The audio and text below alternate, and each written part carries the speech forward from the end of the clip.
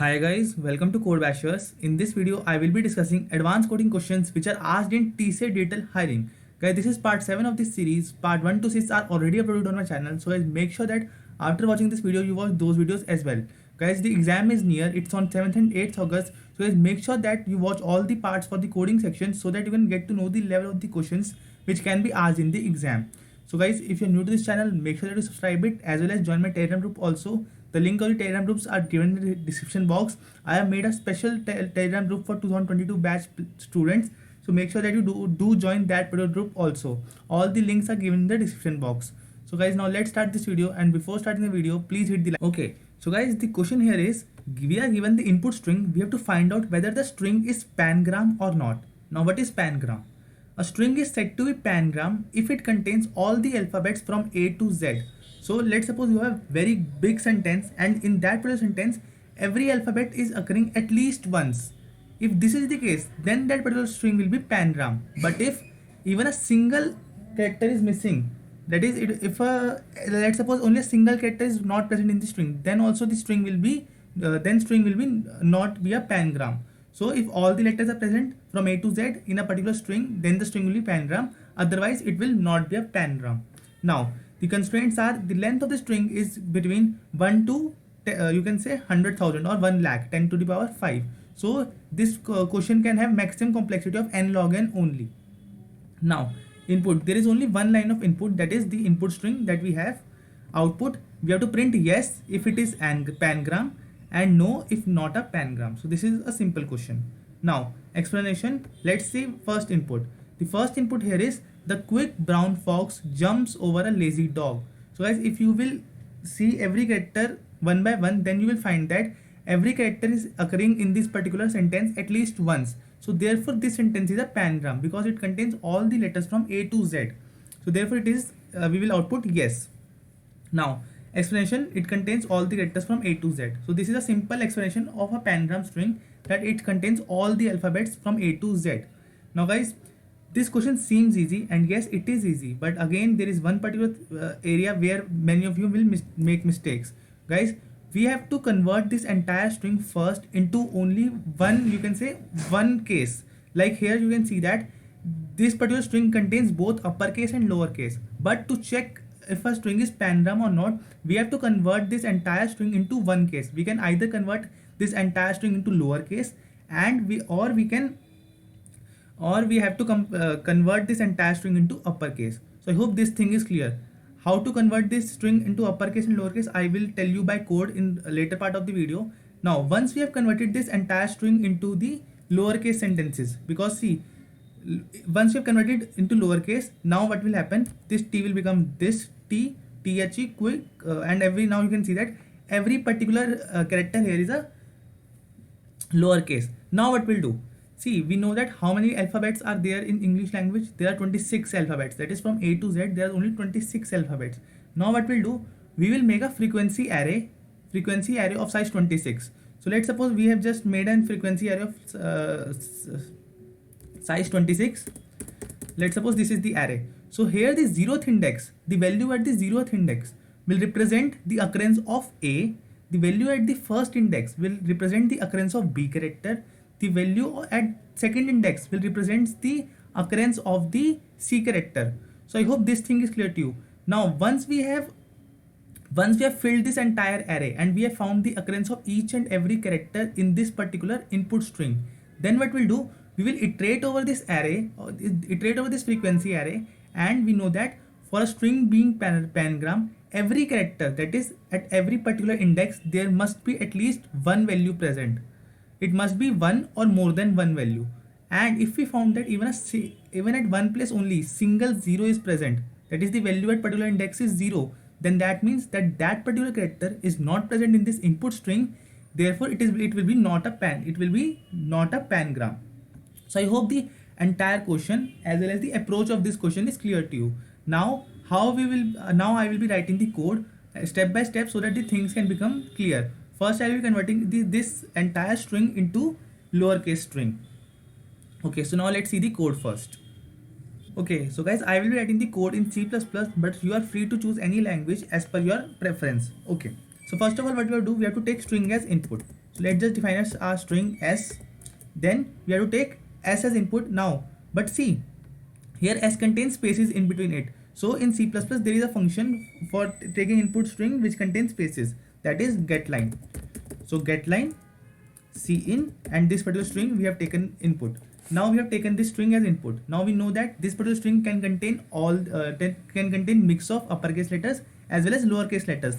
Now we have to convert this entire string into one case. You can either convert it to uppercase or you can convert it into lowercase. So I will be converting it into the lowercase characters. So now what we'll do, we'll simply iterate over the array. For int I is equal to 0, I less than s dot length I plus plus. Then what we'll checking.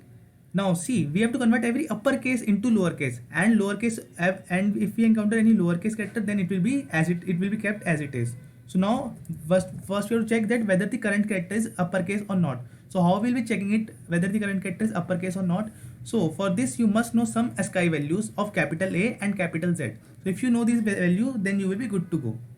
Now how we'll check it? When we'll do, if our current character's ASCII value is greater than or equal to 65 and the ASCII value of current character is less than equivalent to 65 plus 26, what is 65 plus 26? That is 90. So if the ASCII value of the current character lies between this range, it means that this particular character is uppercase. Now how we will convert an uppercase character into lowercase? So for that again you need to know the ASCII values of capital A and small a. So the ASCII value of capital A is equivalent to 65 and the ASCII value of small a is equivalent to 97. So these two values you must remember. Now we have an uppercase character. Now let's suppose our uppercase character was A only. So how we can convert this A into small a? We will simply add plus 32 into it. So what we'll do, we will simply add, for converting an uppercase character into lowercase, what we'll do, we will add si plus is equivalent to, or you can say si is equivalent to si plus 32. So now this thing will convert our uppercase character into the lowercase. So after this loop is over, our entire string is now containing lowercase characters only. Now what we have to do? Now we have to form an frequency array of 26 size. Why 26? Because we know that there are only 26 alphabets that are present in the dictionary. Okay, so now we'll declare an array. You can say frequency array of size 26, and initially at every index our value will be 0. At every index our value will be 0. So I hope this particular thing is clear to you. Now what we'll do? Now we have to find the frequency of each character. I have told you earlier also that 0th index will represent the occurrence of A. First index will refer to the first index will contain the frequency of B. Second index will contain the frequency of C, and so on. Now what we'll do, for calculating the frequency, we will simply iterate over this new our string only that has now converted into lowercase. That is I equal to 0, I less than s dot length. We are iterating over the same string that we have just converted into lowercase. Now what we'll do? Now let's suppose our current character is our char ch is equivalent to s of I. We know that our current character is s of I. Now that will do s of I we have converted into ch. Now see, let's suppose this ch was equivalent to c. Now we know that when we have encountered c, so now at what index we have to increment the value? We have to increment the value at second index of the array, because I have told you that 0 index A, first index B, second index C. So if we have encountered C, so we have to increase the frequency at second index. Now how we will do it? How we will convert this particular C into 2? So what we'll do? We will simply do, now what we'll do? We'll simply do, we will find index. So int index is equivalent to ch, that is our C, minus small a. Why small a? C. What is the ASCII value of C? That will be 97, 98, 99. So that will be 99 minus the ASCII value of small a, that will be 97. So what we'll get? We will get 2. So 99 minus 97 is equal to 2, and this is valid for every character. If from every character we will subtract minus a, it means that we have got the index at which we have to add its frequency. So now we have got the index, and what we'll do, we'll simply do frequency of that particular index, because frequency is the name of the array, plus plus. And after this loop is over, using this concept, every frequency of character will be stored in this particular frequency array. Now we have to check whether it is pangram or not. So let's just take bool pangram, and we'll first allocate its value to true. Let's suppose we will suppose that this particular string is pangram. Now what we'll do, we will iterate over the frequency array. So int I is equal to 0, I less than 26, because 26 is the size of the array. Now we will check what is the condition for pangram, that at every index, the frequency of the element must be greater than or equal to 1. It must not be equal to 0. So we'll check if the frequency array at the current position is double equivalent to 0. It means that particular character is not present in our input string. So if this is the case, then what we'll do, we will simply do our pangram is equivalent to false, and we have done our entire work, because it is because now it doesn't make sense to go ahead on the loop, because we have found one false condition. So we'll simply break from here, and after it what we'll do, we'll simply see out pangram. So if this string will be pangram, true will be printed, and if this string will not be pangram, then false will be printed. So this was the entire code. I hope you have understood each and every line of the code. Now let me just copy paste this particular input to this terminal. So it should give us true. Control A, Control V. So it should give us true irrespective of the errors. So I hope there are no errors present. Guys, while it is running, please subscribe this channel, like this video, and join my Telegram also.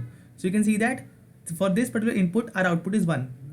It means that when we have cout pangram, true represents 1, 0 represents false. So let me just see. Let's just remove this dog keyword only. So now let's just see, it should now print 0, because there are certain characters which are not present in this input string. That is, let's suppose D is there. So D is not present. So it should now print 0. So you can see that it is printing 0. It means that this input string is not pangram. So guys, this was it for this particular video. All the test cases will be passed using this program. I hope you liked the video. Thank you for watching it.